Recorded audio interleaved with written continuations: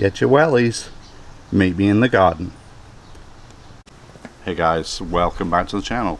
It is a hot day here in central Arkansas. Again, we're in August. It's not letting up very much at all. However, I did find this shady spot right by my okra. Today I wanted to talk to you about really some very basic level prepping. If you're a gardener, you probably had people say things to you like, well, if something really bad happens, I'm just gonna go to Andy's house because he grows all this food. The sentiments I fully understand. That the notion that there are people who grow food, or there are people who have skills, supplies of certain kinds, that you may want to contact them if something bad should happen. However, I think that YouTube's full of channels that discuss all kinds of aspects of prepping. That's not what I'm here to do, except to say that there is a level that's very basic that I think if you have never considered prepping, or you've sort of skimmed over that thought process, this is what I kind of wanted to throw out there as a suggestion. One, I think this is a very simple approach to something that could be quite complicated. Number two, I do think that we all should be prepared at some level for the things that we know are going to happen. So sometimes in life there's things that you don't expect them to happen every day. You don't really worry about them that much, but when they come along, you're going to kind of wish you'd been prepared. So to bring it down to a really basic level, I'm going to give you an example first. So I live here in central Arkansas. It's really, really hot, as I've told you today. We're in August, it's in the 90s, and it's not even noon yet. So in Arkansas, if we were talking about prepping, we would think, first of all, most people would say, oh, Arkansas, you get lots of tornadoes there. We do get quite a few tornadoes, and over the years that I've lived here, moving from England, never had tornadoes in the UK when I lived there, and now I live in a place where tornadoes happen. I would say, almost every year we hear of some kind of tornado. Every few years we have a really bad one, and there'll be significant damage, loss of life, all of those things. I don't think we can, much beyond having good insurance and maybe a storm shelter. A lot of people in Arkansas own those, particularly people who've been through one. That's an investment they think after that is worth doing, which, I mean, of course, that's a great idea, and it's if you can afford that, it's very good. However, to get back to the basics, I want to suggest that if you live in Arkansas, or for that matter, whatever state you live in, there are things that happen much more commonly than that. So the example I'll give you in Arkansas is that most winters, and it's hot now so nobody even thinks about it, but most winters in Arkansas will have a few days of either deep snow or heavy ice, which brings our roads to a pretty much grinding halt in a lot of places. People rush to the grocery store, they buy up bread and milk, canned goods, and literally the shelves will be bare. And they also are not used to this for more. They only have to even think about going out to drive on it for just a few days a year. So most people are not particularly good at driving on icy roads, and certainly you should avoid that if you can, because they're just not used to it. Add to that it's a very humid climate, so storage of salt for salting roads is very difficult, so that usually only the very inner city Little Rock area, you know, we'll get salt on the roads, but once you start going out to rural locations, that doesn't happen.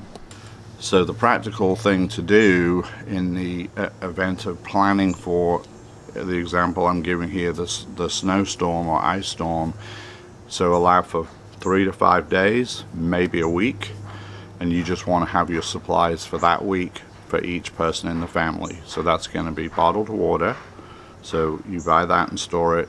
Canned foods, including some canned meats or stews. Canned chicken is good.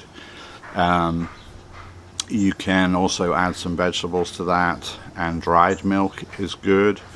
If you can use evaporated milk, that's fine too.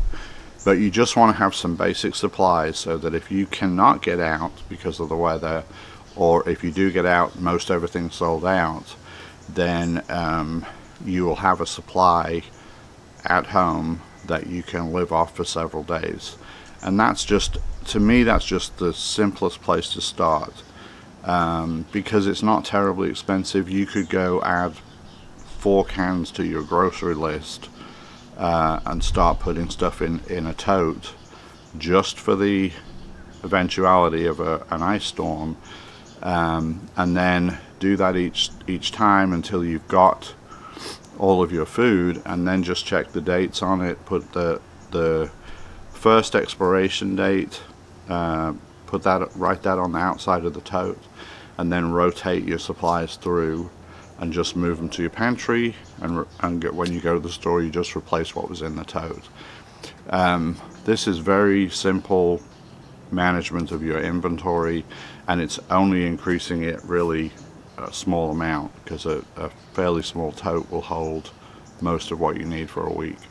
But if you thought about prepping and it seems very overwhelming, and it is to me too, that's just a good starting point. Just break it down to what's the most likely thing that I would have to deal with for a certain amount of time, and you know, just get the supplies for that. It's not going to break the bank. You're gonna have it there. It gives you a little peace of mind should you wake up and the power's out and the streets are covered in ice. You're a step ahead of everybody else. You don't have to fight to get to the store, slipping and sliding everywhere. You don't have to get to the store and find most things sold. Now, of course, the other thing that's awesome if you're a gardener, which you probably are if you're here watching this channel, you are growing things during the summer that you can, and you actually can, once you have your canning supplies, you can put some of that in your kit and rotate that through as well. So you can actually get this cost where it's pretty low and very doable.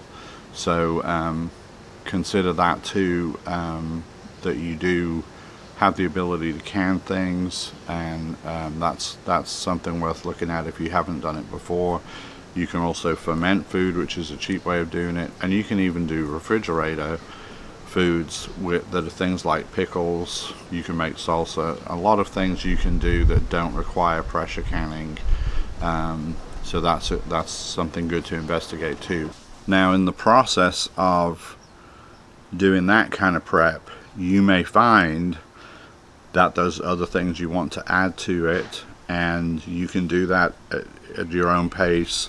And I think prepping is a good thing to look at on a needs basis. So you may get to a point where you can afford a small generator. Some of those are not terribly expensive, but get a small generator where you can charge your batteries back up so you've got communication, charge batteries up so you can run lights off of those, or just plug lights in and run the generator while you need the lights. Some of them have enough power in them they can even run a small heater if it's cold. So these, you know, add to this a little bit at a time, because if you just go and want to be a prepper and you look at prepping channels, it's going to be so overwhelming. It was for me, and I'm sure for somebody who's never really looked into it before, it will be for them, and you feel like you have to go out and spend, you know, thousands and thousands of dollars to have all kinds of stuff that you probably won't really actually need. So those are my thoughts for what they're worth. If you're a gardener, and you're canning at all, you probably already thought about this some. And I actually do have to laugh sometimes when people say, "Oh, well, I know where I'm going to go when it all goes crazy. I'm going to go to Andy's house because he grows food." And I'm thinking, number one, you haven't seen how small my garden is. So unless you like eating a whole lot of radishes, I don't know that I'm the place you want to come to. But you could follow my advice on building a tote. Thanks for joining me today. I appreciate you coming to the channel, and I will see you next time. Take care. Bye now.